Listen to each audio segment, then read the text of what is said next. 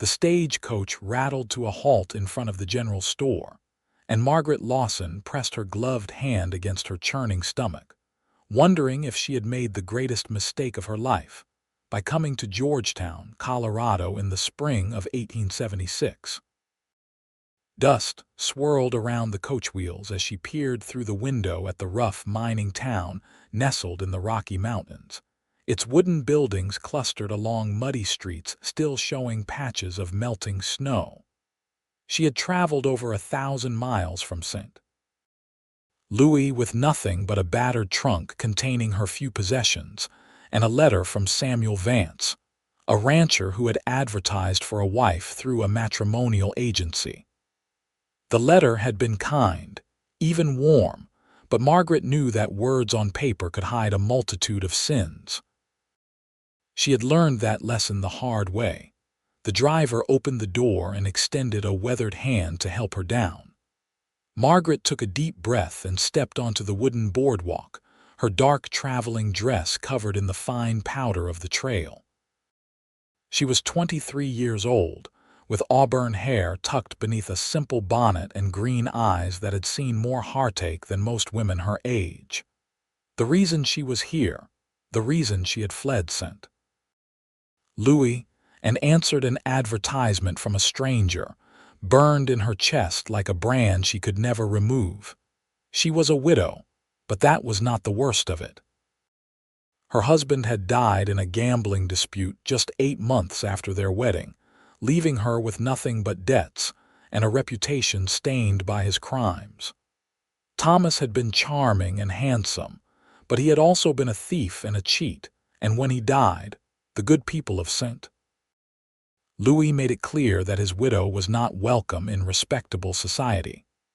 The whispers had followed her everywhere, the knowing looks from women who clutched their reticules tighter when she passed, the leering grins from men who assumed she was cut from the same cloth as her late husband. Margaret had written to Samuel honestly about her situation, expecting him to withdraw his offer of marriage immediately. Instead, he had written back with unexpected compassion, saying that every person deserved a fresh start and that he would be honored to meet her when she arrived. She had read that letter a dozen times during the long journey west, trying to convince herself that it was genuine, that she was not riding toward another disaster.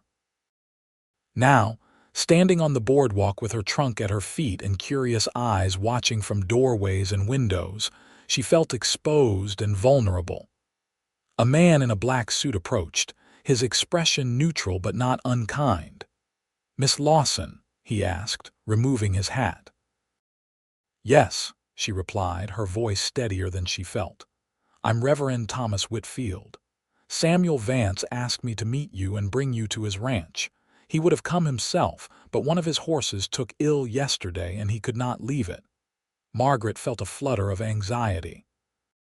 What kind of man sent a minister to collect his bride? Was this some elaborate scheme? But Reverend Whitfield seemed genuine, and she had little choice but to trust him. "Thank you," she said quietly. "I appreciate your kindness." The Reverend loaded her trunk into a wagon and helped her onto the seat.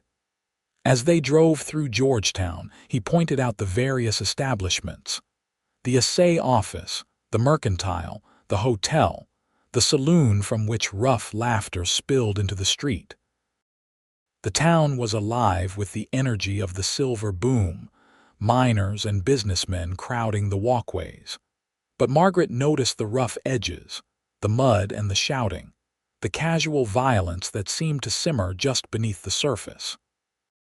"Georgetown is a good town," Reverend Whitfield said, as if reading her thoughts. "But it is a young town still finding its way. Samuel's ranch is about 5 miles outside of town, in a valley that offers some peace from all this commotion." "Tell me about him," Margaret said, then hesitated. "If it is appropriate to ask." The Reverend smiled slightly. "Samuel is a good man. He came here 7 years ago and built his ranch from nothing. He is honest, hardworking, and well-respected. He keeps to himself mostly, but when the town needed help building the church, he was the first to volunteer his labor and his lumber. "Why did he send for a wife?" Margaret asked. "Surely there are women here who would be interested in such a man." Reverend Whitfield was quiet for a moment, guiding the wagon along a road that climbed into the foothills. Samuel had a tragedy in his past. He was engaged once, back in Kansas, but his fiancée died of scarlet fever just 2 weeks before their wedding. He came west to escape those memories, I think. He has built a good life here, but it is a lonely one. Last winter was particularly hard, and I believe he realized he wanted more than just work and solitude. Margaret absorbed this information, feeling a kinship with Samuel that she had not expected. They were both running from grief, both seeking something they had lost or never had. Perhaps that could be a foundation, she thought. Perhaps two broken people could build something whole together. The road wound through pine forests and meadows where early wildflowers were beginning to bloom. The air was crisp and clean, so different from the coal smoke and river stench of St. Louis. Margaret found herself breathing more deeply, feeling the tightness in her chest begin to ease slightly. They crossed a wooden bridge over a rushing creek, still swollen with snowmelt, and climbed a gentle rise. "There," Reverend Whitfield said, pointing ahead. Margaret looked and saw a valley spread out before them, protected by mountains on 3 sides. A log house stood near a cluster of trees, smoke rising from its stone chimney. Beyond the house were corrals, a barn, and pastures where horses grazed. It was simple but well maintained, and something about the scene made Margaret's throat tighten with unexpected emotion. As they approached, a man emerged from the barn. He was tall and broad-shouldered, wearing work clothes and a hat that shaded his face. He set down the bucket he was carrying and walked toward the wagon, removing his hat as he drew closer. Margaret's first clear look at Samuel Vance left her breathless. He was perhaps 30 years old, with dark hair that fell across his forehead and eyes so blue they seemed to capture the Colorado sky. His face was handsome but weathered, marked by sun and wind and hard work. There was a gentleness in his expression that contrasted with his powerful build, and when he met her gaze, she saw uncertainty there, a vulnerability that matched her own. "Miss Lawson," he said, his voice deep and warm.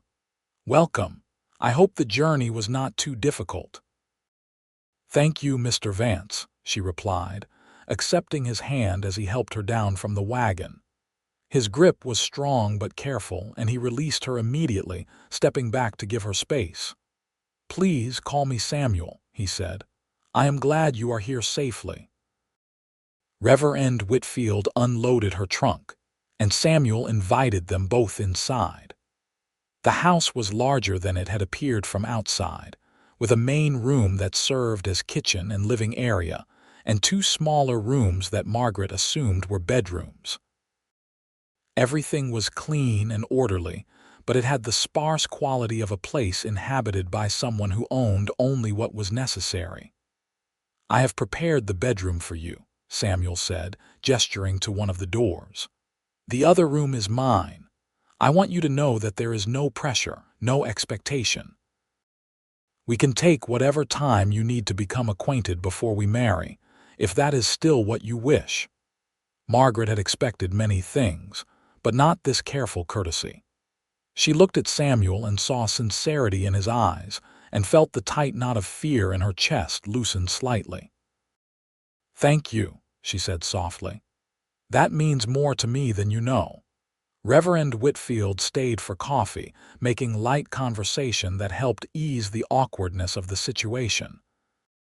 He told stories about Georgetown's founding, about the silver strikes that had brought thousands of fortune seekers to these mountains, about the harsh winters and the determination of the people who stayed. Samuel added details here and there, and Margaret found herself relaxing, even smiling at some of the tales. When the Reverend finally took his leave, promising to return in a few days to check on them. Margaret was alone with Samuel for the first time. The silence stretched between them, not quite comfortable but not hostile either. "You must be tired," Samuel said finally. "Would you like to rest? Or perhaps you are hungry. I am afraid my cooking is plain, but I can make something substantial." "I am more nervous than tired or hungry," Margaret admitted, surprised at her own honesty. "I do not know what you expect of me or what I should expect of you." Samuel nodded slowly, then gestured to the chairs near the fireplace. "Will you sit with me? I think we should talk plainly with each other." They settled into the chairs, and Samuel leaned forward, his hands clasped between his knees. "I know what your letter said about your late husband and the circumstances you left behind. I want you to know that I do not judge you for his actions.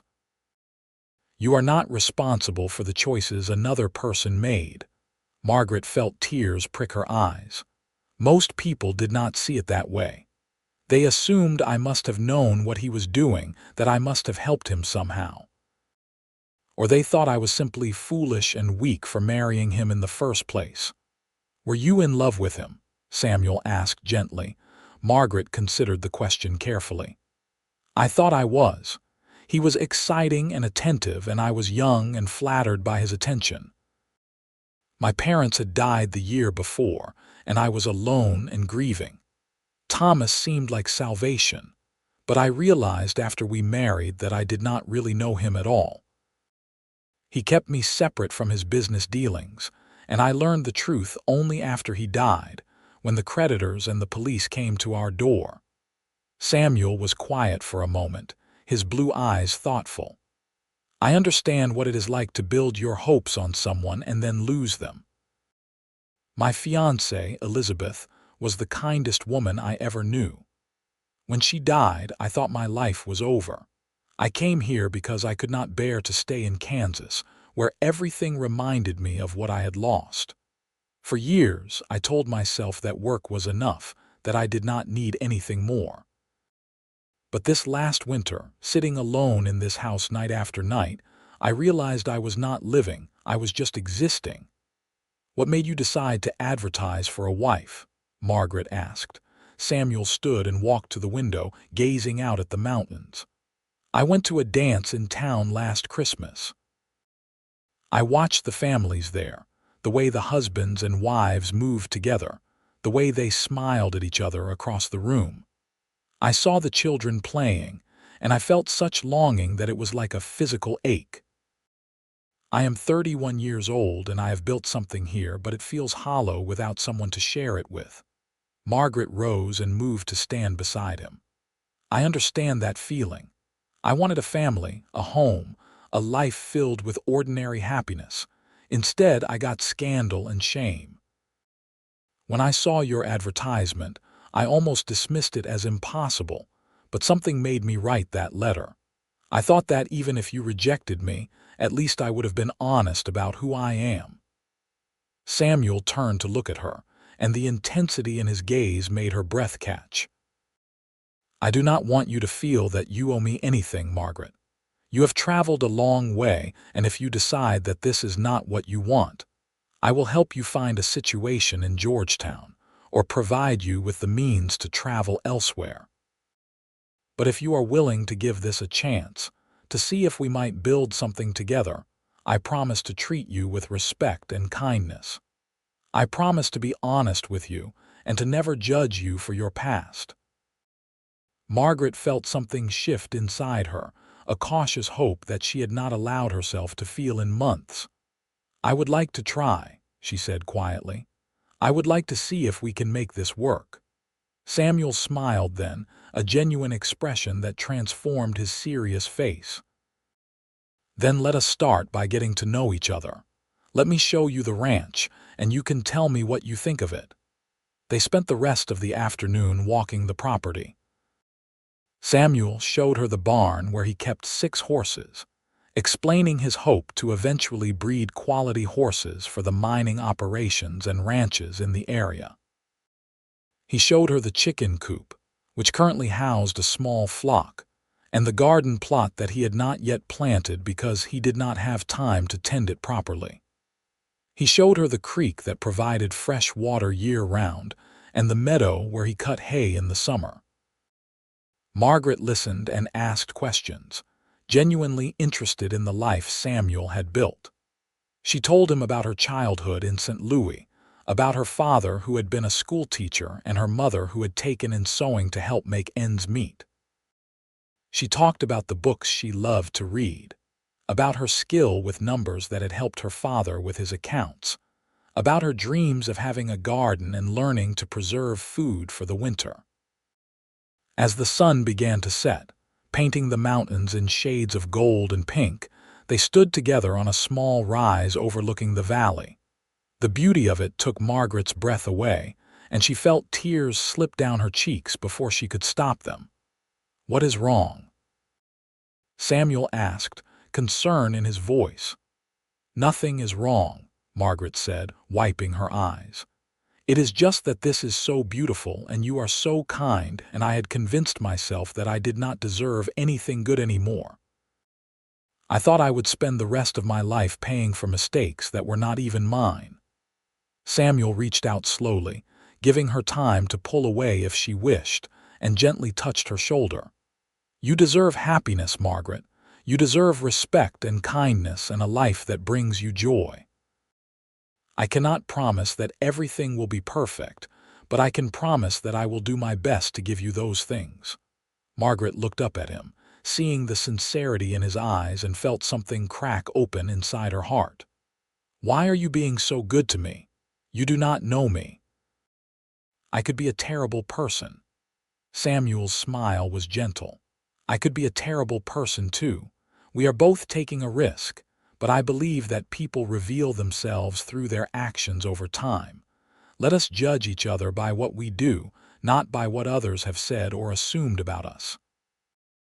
They walked back to the house as twilight deepened, and Samuel prepared a simple supper of fried potatoes, bacon, and bread. They ate together at the small table, and the conversation flowed more easily now, touching on lighter topics. Samuel had a quiet sense of humor that surprised Margaret, and she found herself laughing at his stories about stubborn horses and the challenges of ranching in the mountains. After supper, Samuel insisted on cleaning up while Margaret unpacked her trunk in the bedroom he had prepared for her. The room was small but comfortable, with a real bed, a washstand, and pegs on the wall for hanging clothes. There was even a small mirror and a rag rug on the floor. It was more than she had expected, and she felt a wave of gratitude for Samuel's thoughtfulness.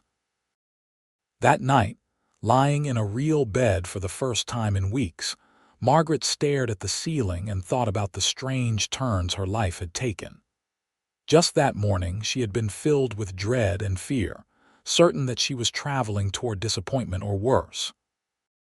Now, she felt something she had not felt in a long time: hope. Samuel was not what she had expected. He was better, kinder, more thoughtful than she had dared to imagine. She did not love him yet, but she could see the possibility of love growing between them, and that was more than she had believed possible.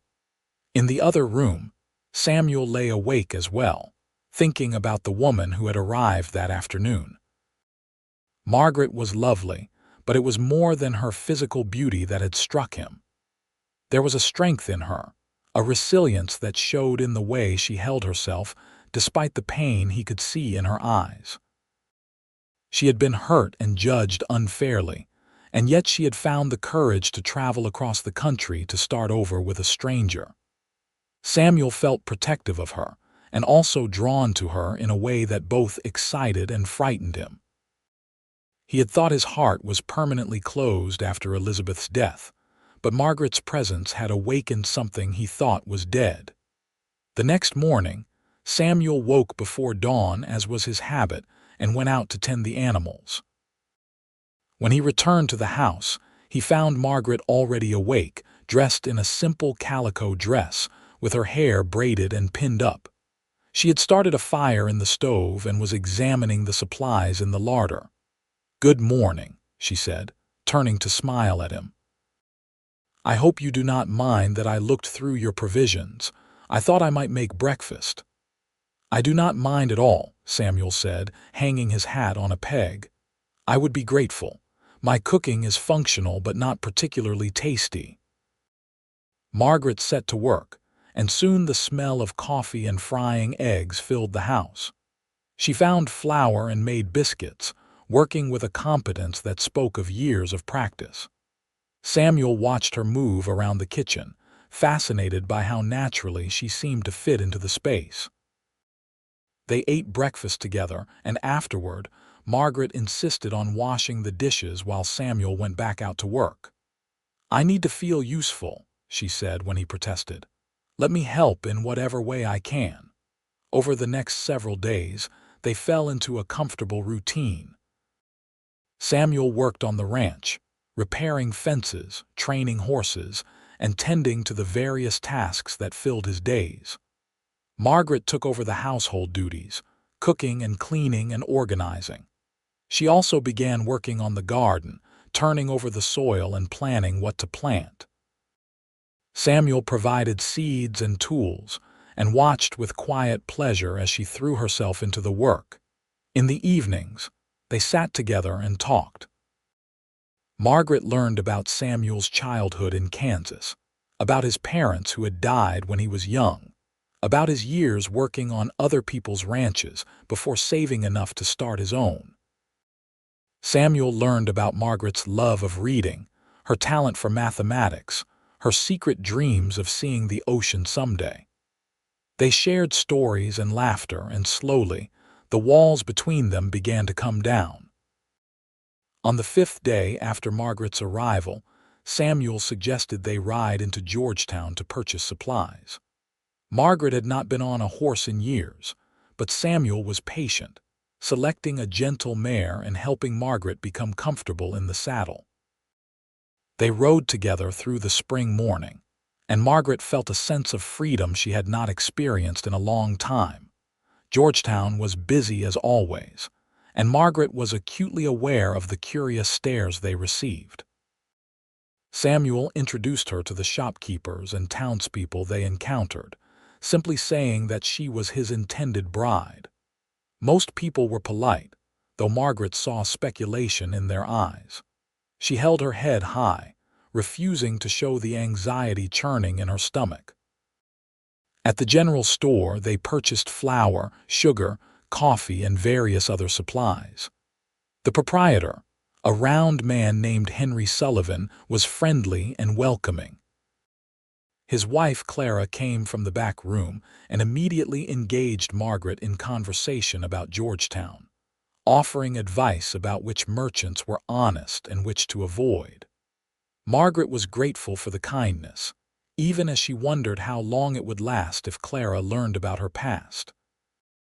As they were loading their purchases into the wagon, a woman's voice called out, "Samuel Vance, is that you?" Samuel turned, and Margaret saw his expression shift to one of surprise and pleasure. A woman in her 40s was approaching, well-dressed and smiling. Behind her walked a younger woman who appeared to be in her early 20s with dark hair and a pretty face. "Mrs. Hampton," Samuel said, tipping his hat.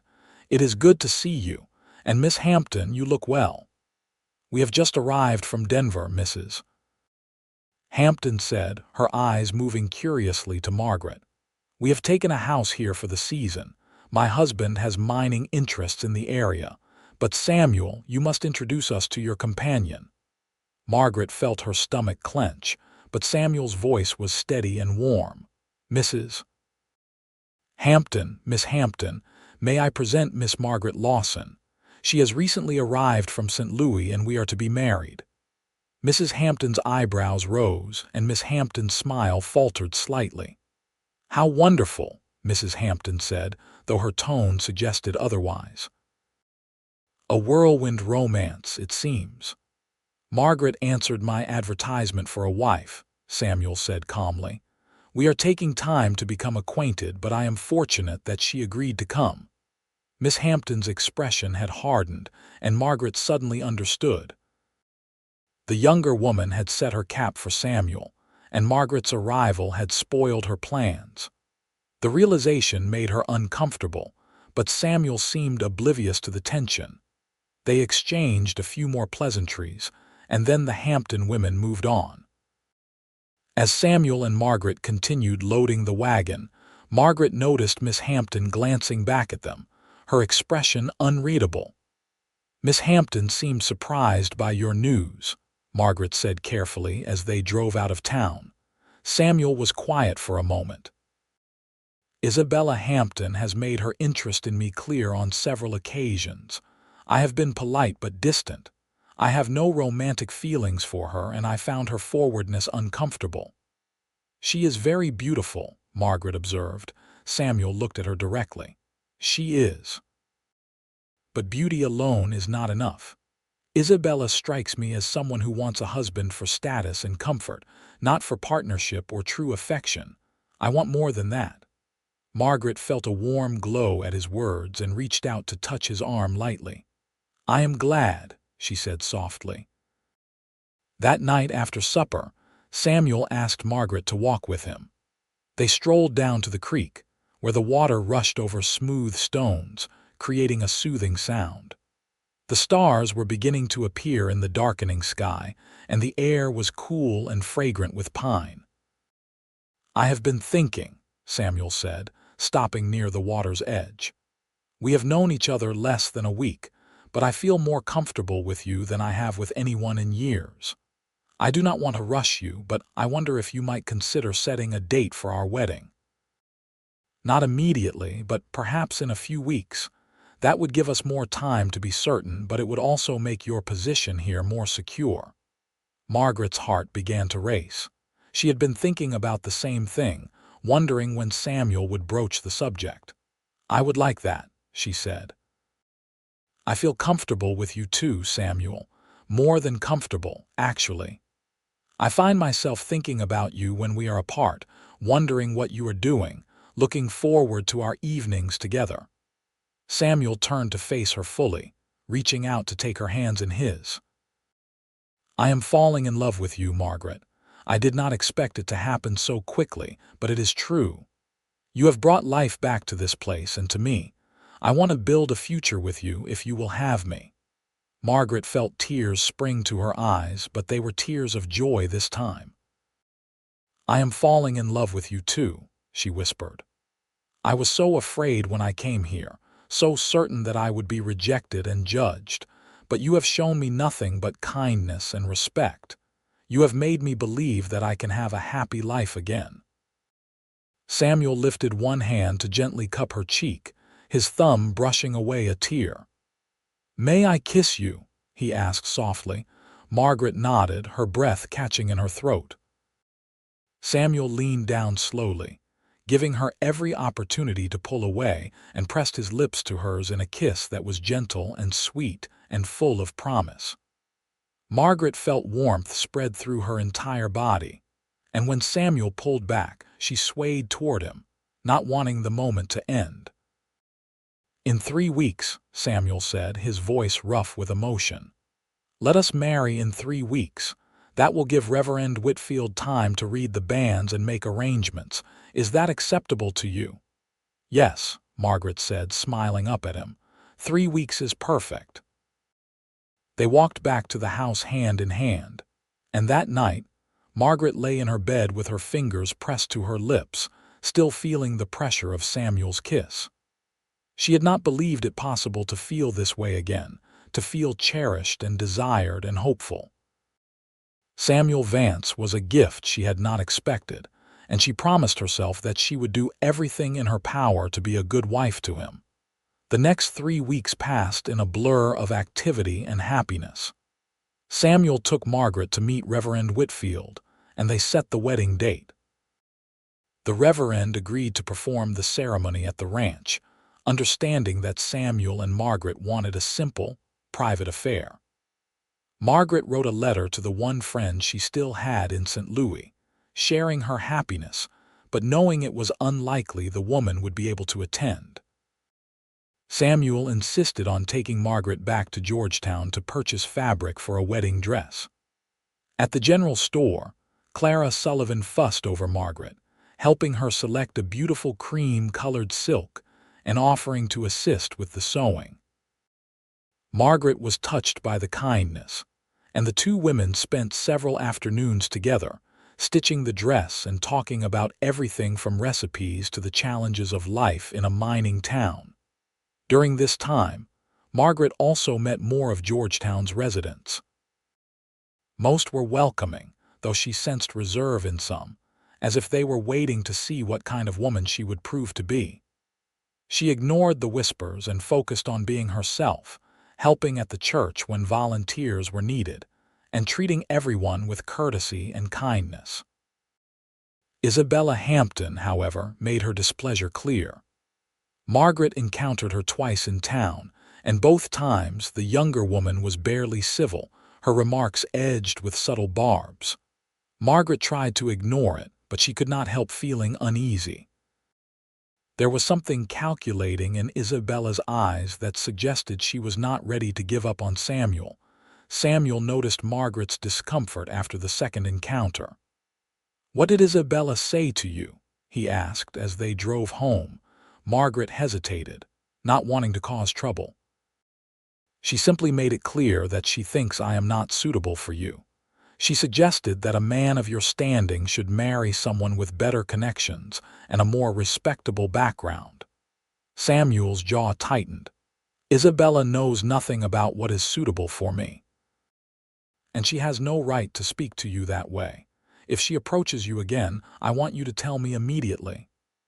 "I can handle Isabella Hampton," Margaret said, though she appreciated Samuel's protectiveness. "I have dealt with worse than veiled insults." "I know you are strong," Samuel said, reaching over to take her hand. "But you do not have to face everything alone anymore. We are partners now, or we will be soon. Your troubles are my troubles." Margaret squeezed his hand, feeling her love for him deepen. Samuel was not just kind, he was steadfast, the sort of man who would stand beside her no matter what challenges they faced. She had never had that before, and it was precious beyond measure. The day before the wedding, Clara Sullivan and her husband arrived at the ranch with a wagon load of food and supplies. "You did not think we would let you face your wedding day without help, did you?" Clara said, bustling into the house. "Henry and I are here to make sure everything is perfect." Margaret was overwhelmed by their generosity. Together, she and Clara prepared food for the small gathering that would follow the ceremony. Samuel and Henry worked outside, setting up tables and benches and hanging lanterns in the trees for the evening celebration. That night, Margaret and Clara sat together on the porch, watching the sunset paint the mountains in brilliant colors. "You are very lucky," Clara said quietly. "Samuel Vance is one of the finest men I have ever known. He will be good to you." "I know," Margaret said. "I still cannot quite believe that this is real, that I am going to marry him tomorrow." Clara looked at her shrewdly. "You are afraid something will go wrong, are you not? That some shadow from your past will appear and ruin everything." Margaret was startled by the older woman's perceptiveness. "Is it that obvious?" "Only to someone who has also run from shadows," Clara said. "Henry and I came west because we needed a fresh start too. He had made some bad business decisions back east and we lost everything. We came here with almost nothing, determined to rebuild our lives. It was hard at first, but we did it. And you will too, Margaret. You and Samuel will build something beautiful together." Margaret felt tears prick her eyes. "Thank you, Clara. Your friendship means more to me than you know." The wedding day dawned clear and beautiful, the sky a brilliant blue and the air filled with the scent of pine and wildflowers.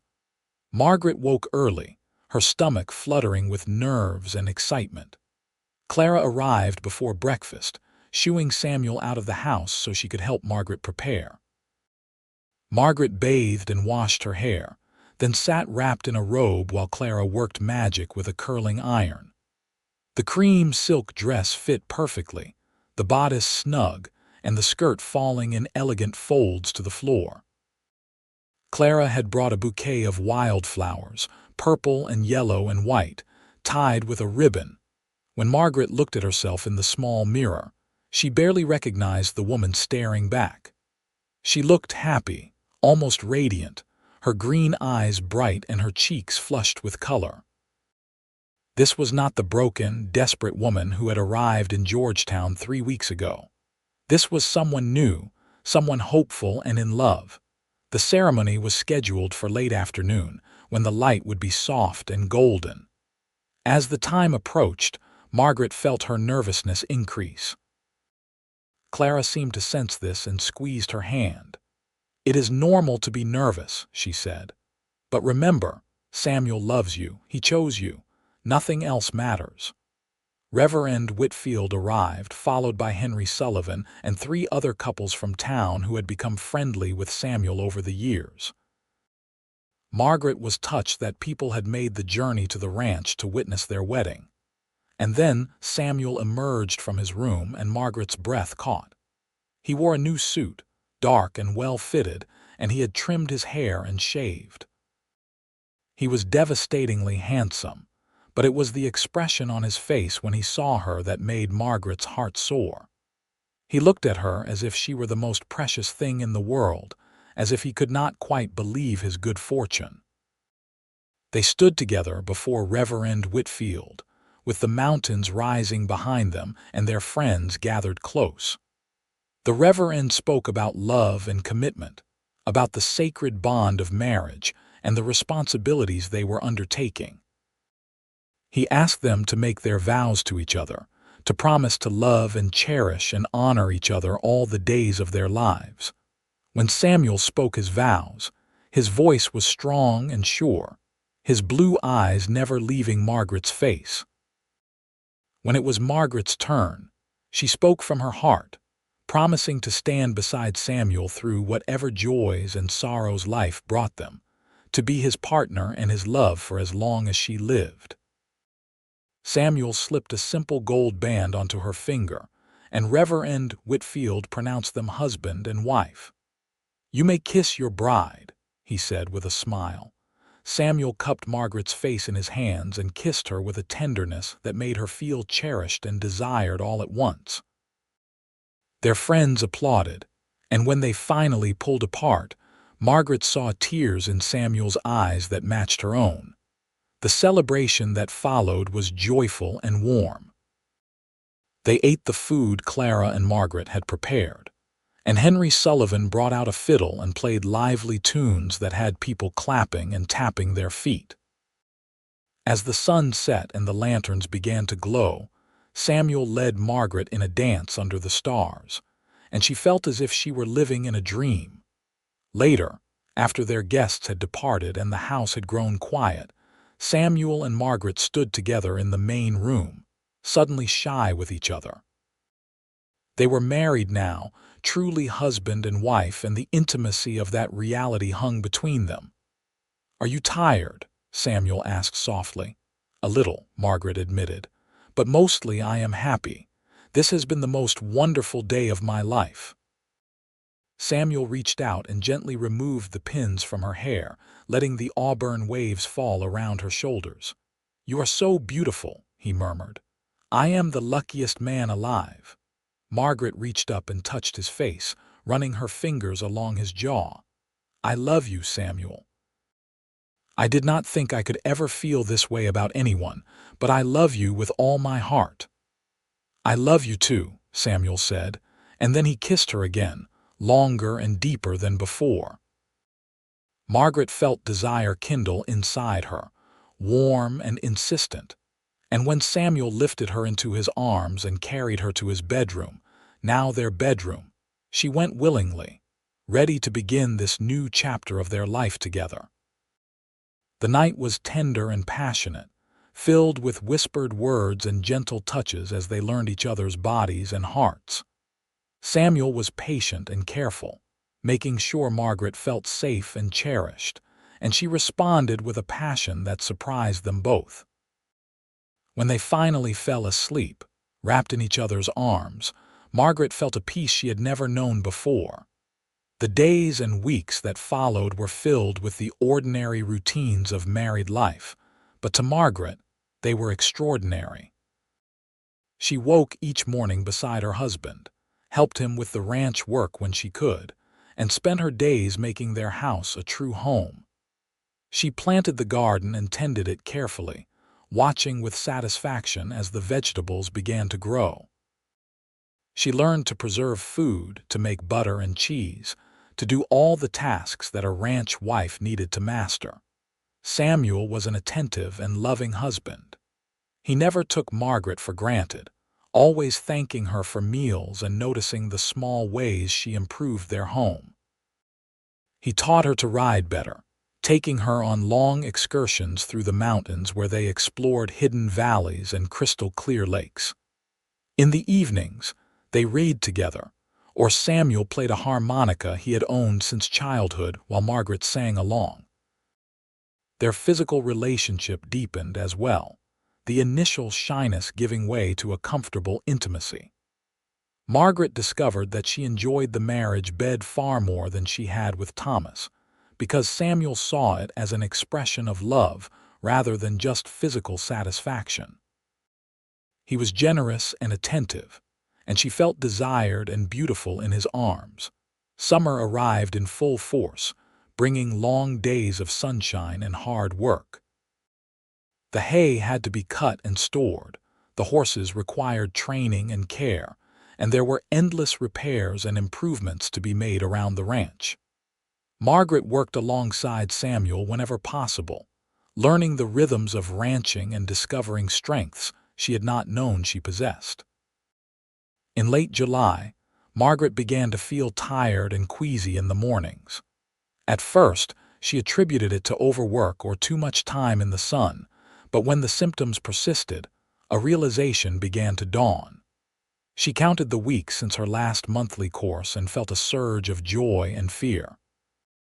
She was pregnant. She waited until she was certain before telling Samuel. One evening, as they sat on the porch watching the sunset, she took his hand and placed it on her still, flat stomach. "Samuel," she said softly, "I have something to tell you. I am going to have a baby." Samuel stared at her, his expression shifting from surprise to wonder to pure joy. "A baby," he repeated.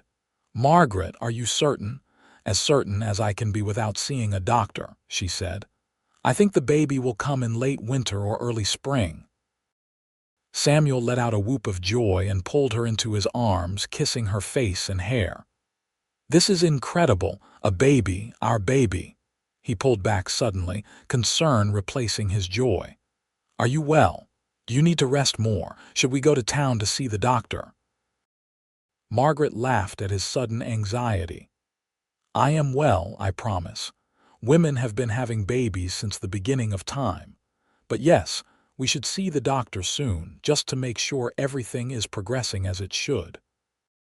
They made the trip to Georgetown the following week, and the doctor confirmed what Margaret already knew. She was healthy, and the pregnancy seemed normal, though he cautioned her against overexertion and prescribed a tonic to help with the morning sickness. News of the pregnancy spread quickly through Georgetown, as such news always did. Clara Sullivan was delighted, immediately offering advice and assistance. Other women in town, some of whom had been reserved with Margaret, warmed to her now that she was going to be a mother.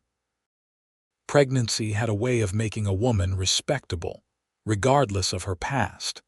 Isabella Hampton, however, made one final attempt to create trouble. Margaret encountered her in the general store one afternoon, and Isabella made a point of approaching her. "So you have managed to trap Samuel permanently," Isabella said, her voice low enough that only Margaret could hear. "A baby is quite convenient for someone with your background." Margaret felt anger flash through her, hot and sharp. She had tolerated Isabella's snide remarks for months, but she would not allow this woman to tarnish her happiness or impugn her child. "My background is none of your concern, Miss Hampton," Margaret said coldly. I have done nothing to trap Samuel. We married because we love each other, and our child is a blessing, not a convenience. If you have a problem with that, I suggest you examine your own jealousy and bitterness rather than projecting it onto me." Isabella's face flushed with anger. "How dare you speak to me that way? My father is an important man in Denver.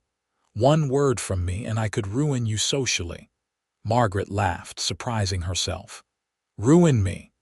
Miss Hampton, I have already been ruined, or so I was told back in St. Louis. I have been whispered about, judged, and rejected. But I am still standing, and I am happier now than I ever was when I was worried about society's good opinion. You have no power over me because I do not care what you think." With that, Margaret turned and walked away, her head high. She could feel Isabella's furious gaze on her back, but she did not look around. She had meant every word. She had been freed from the tyranny of other people's opinions, and she would not allow someone like Isabella Hampton to drag her back into that prison. When she told Samuel about the encounter that evening, he was both angry and proud. "I wish you had not been subjected to that," he said. "But I am glad you stood up for yourself and for our family. Isabella has no place in our lives, and it is time she understood that." The summer faded into autumn, and the mountains exploded with color as the aspens turned gold and the maples blazed red and orange. Margaret's pregnancy became more visible, her body changing to accommodate the growing life within her. Samuel was endlessly fascinated by the changes, always asking how she felt, placing his hand on her belly to feel the baby move. They spent the autumn preparing for winter and for the baby's arrival. Samuel built a cradle from pine, sanding it smooth and carving delicate designs into the wood. Margaret sewed tiny clothes and blankets, marveling at how small they were. They decided to turn the second bedroom into a nursery, and Samuel painted the walls and built shelves for the baby's things. Winter arrived with the first snowfall in November, and the ranch transformed into a wonderland of white.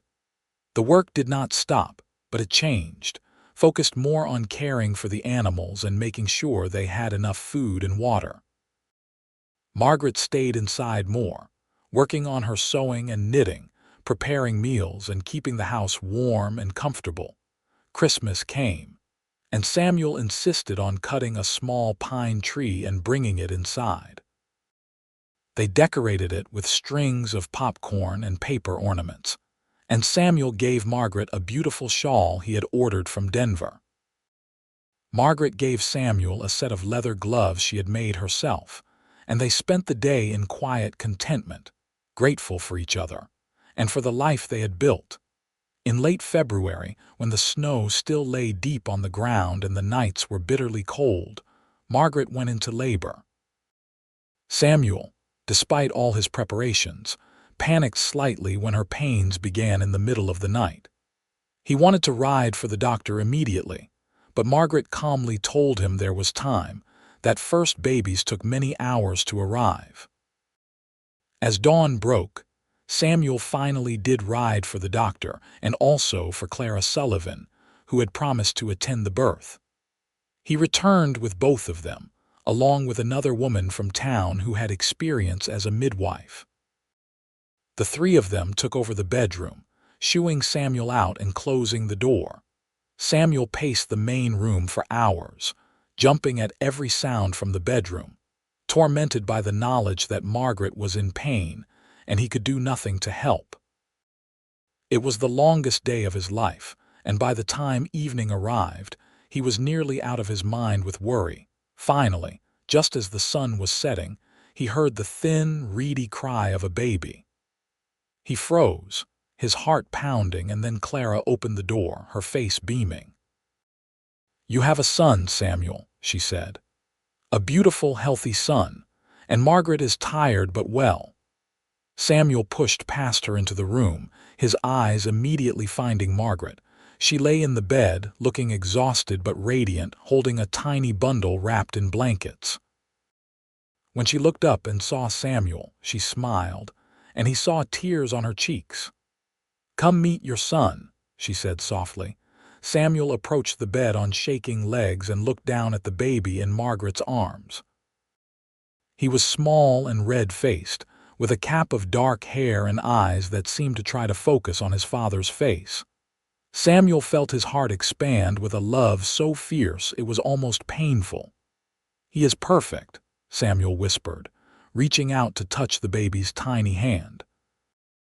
The infant's fingers curled around Samuel's finger, and he felt tears slide down his own cheeks.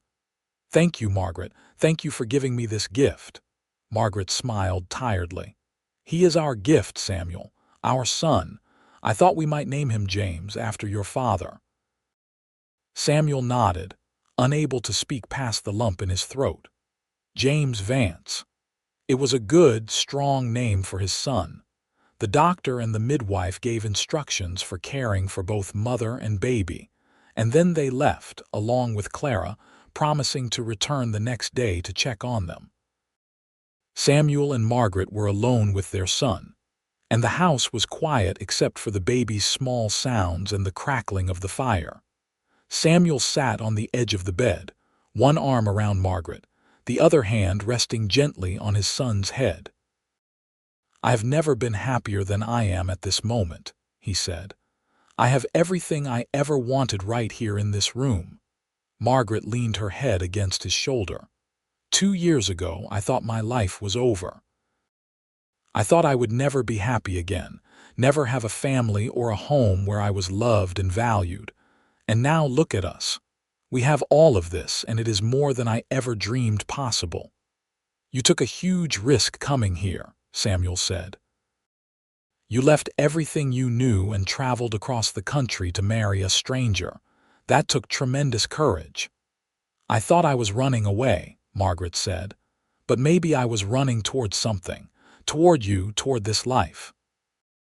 Maybe everything that happened, all the pain and the loss, was necessary to bring me here." Samuel kissed the top of her head.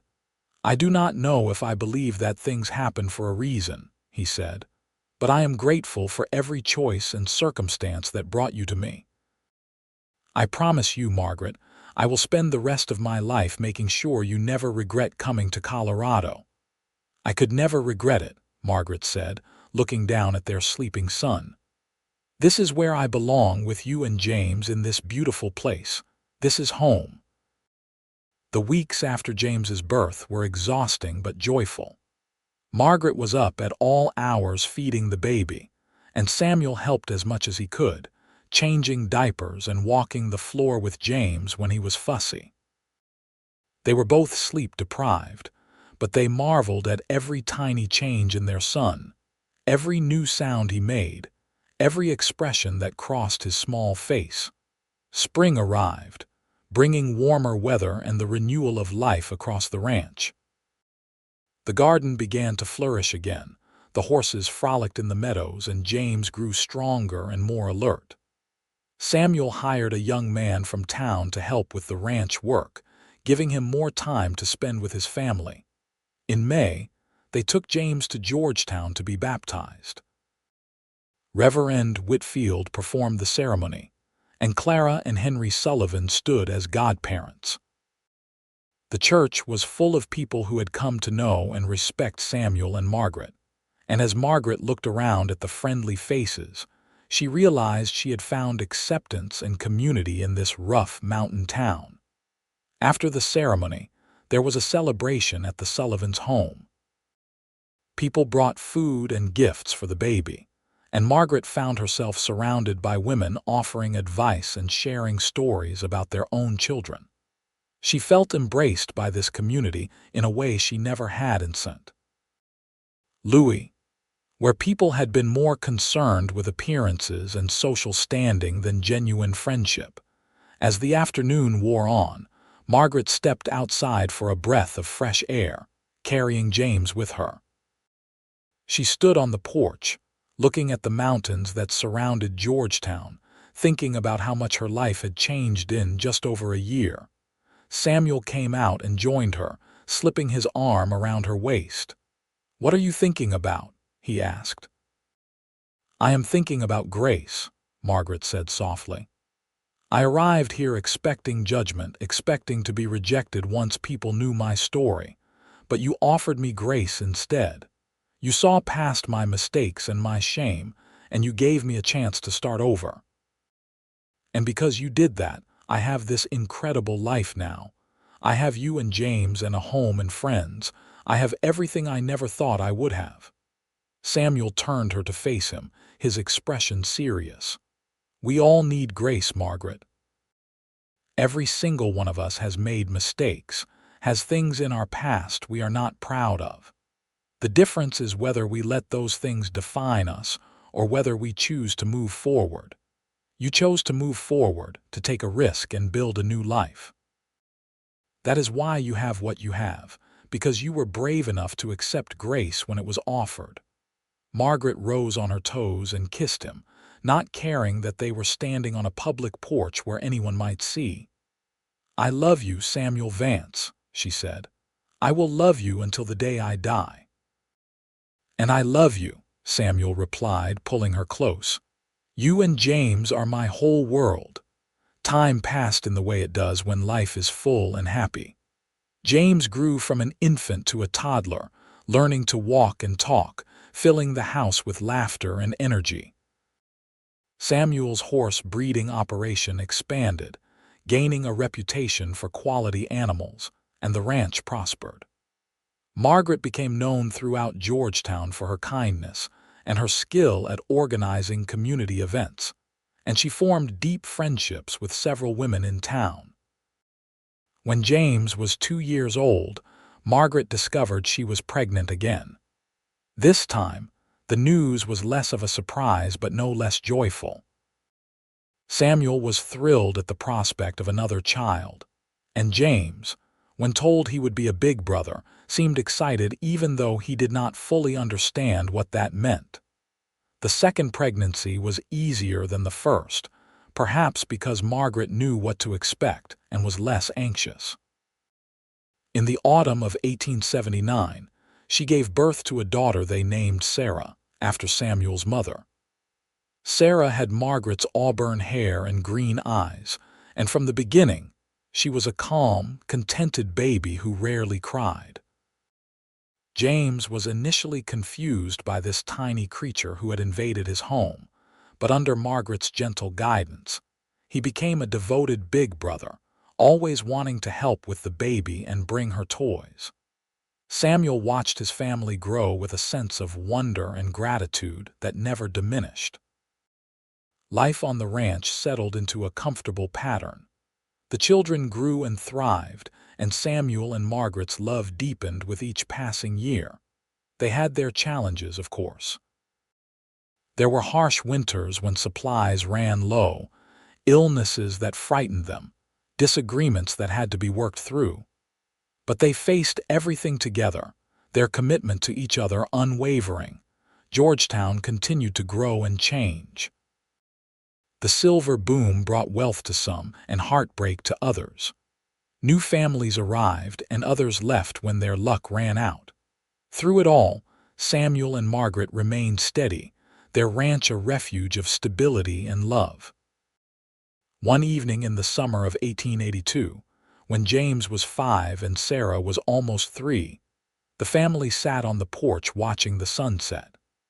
James was playing with a carved wooden horse Samuel had made for him, and Sarah was in Margaret's lap, sucking her thumb and fighting sleep.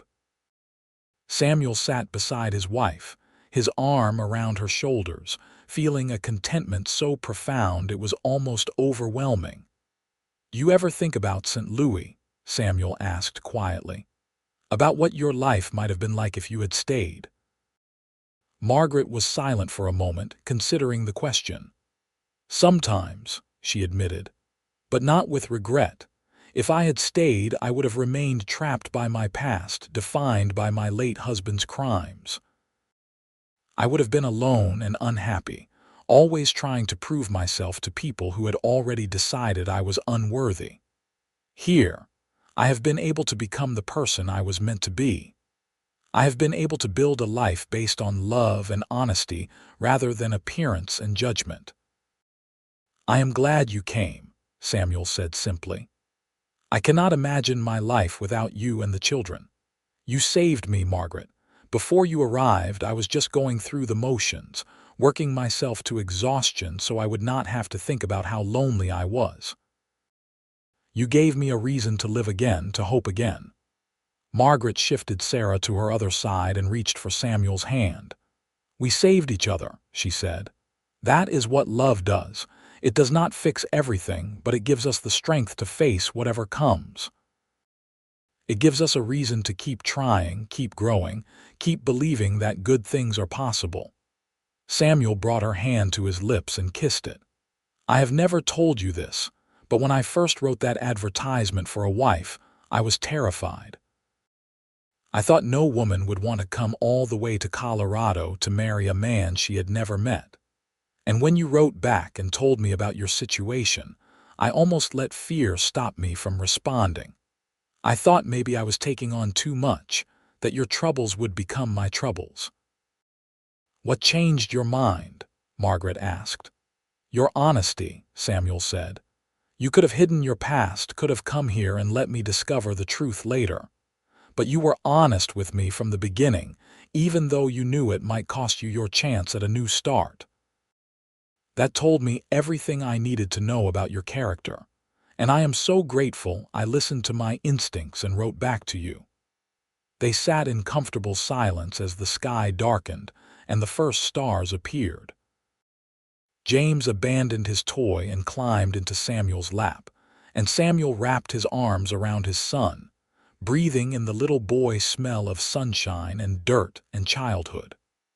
Margaret looked at her family, at the home they had created together, and felt a gratitude so deep it brought tears to her eyes. The years continued to unfold, each one bringing new joys and challenges. James started school in Georgetown, riding to town with Samuel each day and returning full of stories about his lessons and his friends. Sarah remained the quiet, thoughtful one, happy to help her mother around the house or spend hours in the garden, examining bugs and flowers with equal fascination. In 1884, Margaret gave birth to another son, whom they named Thomas. Samuel had been hesitant about the name, knowing it was also the name of Margaret's first husband, but Margaret insisted. "Thomas Lawson was a bad man who made terrible choices," she said, "but the name itself is not cursed. I want to redeem it, to give it to a child who will grow up surrounded by love and good examples. Our Thomas will be nothing like the man I was married to before." Samuel agreed, and little Thomas proved to be a bundle of energy and mischief from the moment he could crawl. He kept Margaret constantly busy, and his antics made them all laugh, even when they were exasperated with him. The ranch continued to prosper, and Samuel was able to expand, purchasing more land and increasing his herd of horses. He became known throughout Colorado for his fair dealing and the quality of his animals, and buyers came from as far away as Denver and Colorado Springs to purchase horses from him. Margaret remained deeply involved in the Georgetown community. She helped establish a library, organized fundraisers for families in need, and taught Sunday school at the church. She was beloved by many, and the whispers about her past had long since faded into silence. She was simply Margaret Vance, Samuel's wife, a good mother and a pillar of the community. In the spring of 1887, when James was 10, Sarah was 7, and Thomas was 3, Margaret discovered she was pregnant again. This pregnancy was more difficult than the others, perhaps because she was now in her mid-30s. She tired easily and suffered from nausea throughout. Samuel was attentive and worried, insisting she rest more and taking on more of the household duties. In November, Margaret gave birth to twin girls, Elizabeth and Emma. The labor was long and difficult, and for several frightening hours the doctor was concerned for Margaret's survival. But she pulled through, and though she was weak for weeks afterward, she gradually recovered her strength. The twins were tiny but healthy, and they completed the Vance family. Samuel looked at his 5 children, ranging from baby twins to 10-year-old James, and felt his heart might burst with love and pride. His house was noisy and chaotic and full of life, everything he had dreamed of during those lonely years before Margaret arrived. As the children grew, Samuel made sure they understood the value of hard work, honesty, and treating others with respect. He told them stories about their parents' lives before they met, wanting them to understand that everyone makes mistakes, and that what matters is how you respond to those mistakes. Margaret was more hesitant to share her past with the children, worried they might be ashamed of her. But Samuel insisted it was important. "They need to know that their mother is one of the bravest people I have ever known," he said. "They need to understand that she faced judgment and rejection with grace and courage, and that she never let it define her. That is a lesson worth teaching." So Margaret told her children, in age-appropriate ways, about her first marriage and the difficulties that followed Thomas Lawson's death. She explained about coming west as a mail-order bride, about her fear and her hope, about how their father had offered her grace when others had offered only judgment. James, the oldest, understood most clearly. "Were people mean to you, Mama?" he asked. "Some people were," Margaret admitted. "But others, like your father and Clara Sullivan and Reverend Whitfield, were kind. And I learned that the kind people are the ones who matter. The others are carrying their own pain and fear, and they try to make themselves feel better by judging others. But that is not the kind of person I wanted to be, and it is not the kind of people I want you to be either." The children absorbed these lessons, growing into compassionate and thoughtful young people. James showed a talent for working with horses and often helped Samuel with training. Sarah developed a love of plants and began helping Margaret expand the garden into a serious operation, selling vegetables and herbs to people in Georgetown. Thomas, true to his mischievous nature, kept everyone on their toes but also showed a quick mind and a gift for solving problems. The twins, as they grew, proved to be inseparable, creating their own language and finishing each other's sentences. The 1890s brought more changes to Georgetown and to the Vance family. The silver market began to decline, and some of the boom-town energy faded from Georgetown. Families who had come seeking fortune moved on to other opportunities. But the Vances remained, their roots too deep now to be easily pulled up. James, at 16, fell in love with a girl from town, the daughter of the mercantile owner.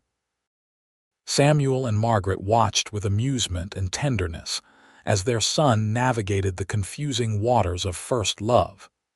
When James asked permission to court the girl, Samuel gave his blessing, remembering his own youth and the intensity of young emotion. Sarah, at 13, was quieter about her feelings, but Margaret could see the young woman her daughter was becoming. She was thoughtful and kind, with a deep connection to the natural world. Margaret suspected Sarah would eventually want to travel, to see more of the world than just their corner of Colorado, and while that thought saddened her, she was determined to support whatever dreams her daughter had. Thomas, at 9, was still full of energy and mischief, but he was also showing signs of the man he would become. He had a strong sense of justice and could not stand to see anyone treated unfairly. More than once, he had gotten into scrapes at school defending younger children from bullies. Samuel worked to channel that protective instinct in positive directions, teaching Thomas that strength should be used to protect the vulnerable, not to dominate them. The twins, at 6, were starting school and charming everyone they met with their bright smiles and identical faces. They were so alike that even Margaret sometimes had trouble telling them apart, though she noticed small differences in their personalities. Elizabeth was more outgoing, while Emma was slightly more reserved. In 1895, James married his sweetheart, Emily, in a beautiful ceremony at the Georgetown church. It was a bittersweet day for Margaret, watching her firstborn pledge his life to another woman. But Emily was sweet and kind, and she clearly adored James, so Margaret welcomed her into the family with open arms. Samuel built James and Emily a small house on the ranch property, wanting to keep his son close while also giving the young couple privacy. James continued to work with the horses, now as a full partner in the operation, and it was clear that he would eventually take over the ranch when Samuel was ready to retire. The years continued to pass, bringing more joys and sorrows. Clara Sullivan died in 1897, and Margaret grieved for the woman who had been her first friend in Colorado. Henry followed his wife 2 years later, and Samuel and Margaret made sure he was buried beside Clara, knowing that was what they both would have wanted. Margaret's hair began to show threads of silver, and Samuel's dark hair turned mostly gray. They moved more slowly than they once had, but they were still active and engaged with life. Their grandchildren began to arrive, first James and Emily's son, then another child, and then Sarah, who had indeed traveled for several years, returned home and eventually married a teacher from Georgetown, bringing more grandchildren into the world. Thomas grew into a tall, strong man who chose to become a lawman, serving as a deputy sheriff in Georgetown. He had inherited his father's sense of honor and his mother's compassion, and he was respected throughout the community. The twins, Elizabeth and Emma, remained close, both becoming teachers and working together at the Georgetown school. In 1905, Samuel and Margaret celebrated their 29th wedding anniversary. They were in their 50s now, with grown children and grandchildren, and a lifetime of memories behind them. They sat on the porch of the house Samuel had built so long ago, watching the sun set over the mountains just as they had done countless times before. "You remember the day I arrived?" Margaret asked, her hand in Samuel's. "Every detail," Samuel said. "I remember seeing you step down from the stagecoach and thinking how beautiful and scared you looked. I remember wanting to protect you to make you feel safe." "You did that," Margaret said softly. "From the very first moment, you made me feel safe. You gave me grace when I expected judgment, love when I expected rejection. You changed my entire life, Samuel." "And you changed mine," Samuel replied. "I was just existing before you came, going through the motions of living without really feeling anything. You brought joy and love and life to this place. You gave me children and grandchildren, a family I never thought I would have. You are the best thing that ever happened to me, Margaret Vance." Margaret leaned her head on his shoulder, feeling the steady beat of his heart, the warmth of his body beside hers. "We have had a good life, have we not?" "The best," Samuel agreed. "And we still have years ahead of us, God willing. Years to watch our grandchildren grow, to see what our children accomplish, to enjoy the life we have built together." They sat in comfortable silence as the stars began to appear, and Margaret thought about the terrified young woman who had arrived in Georgetown so many years ago. That woman had expected judgment and rejection, had been prepared for the worst. Instead, she had found love and acceptance, grace and redemption. She had found Samuel, and together they had built something beautiful and lasting. The seasons continued to change, and the Vance family continued to grow and thrive. Samuel and Margaret grew older, their hair white and their movements slower, but their love never diminished. They held hands as they walked, finished each other's sentences, and still looked at each other with the same affection and desire they had felt as newlyweds. In 1910, Georgetown celebrated its 50th anniversary, and the town held a large celebration.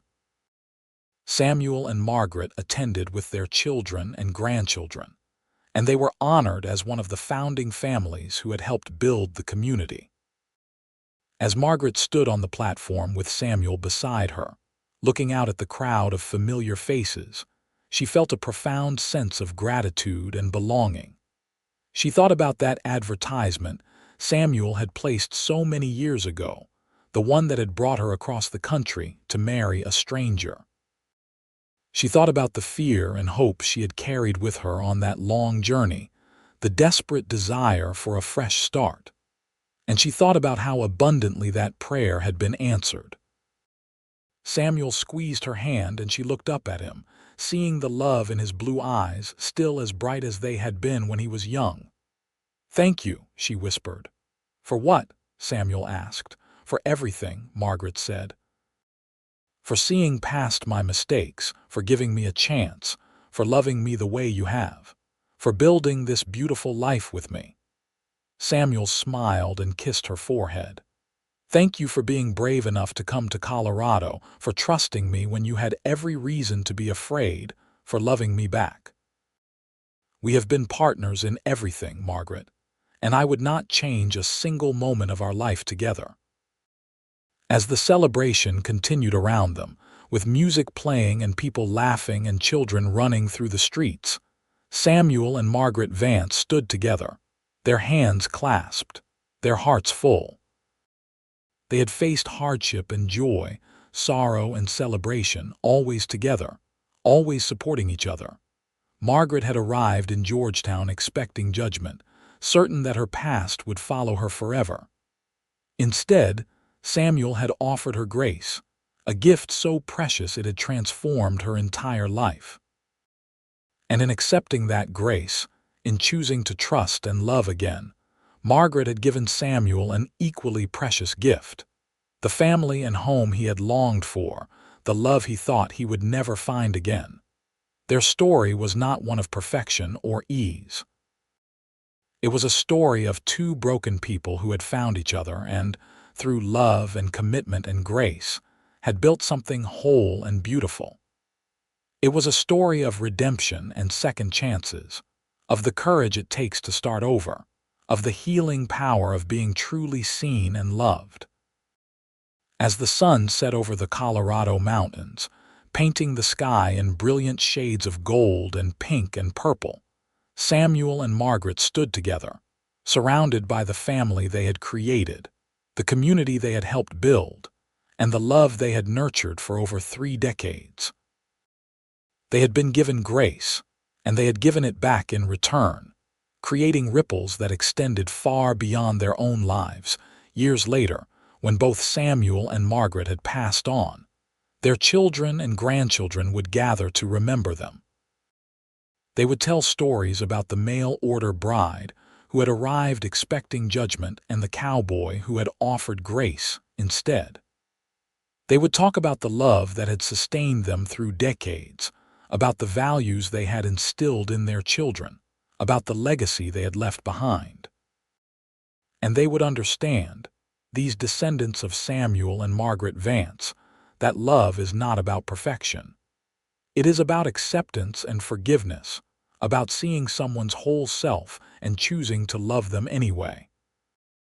It is about offering grace when others offer judgment, about believing in second chances and fresh starts. The ranch remained in the family for generations, passed down from James to his children and their children after them. The house Samuel had built with his own hands stood strong, and the valley he had claimed as his own continued to be a place of beauty and peace.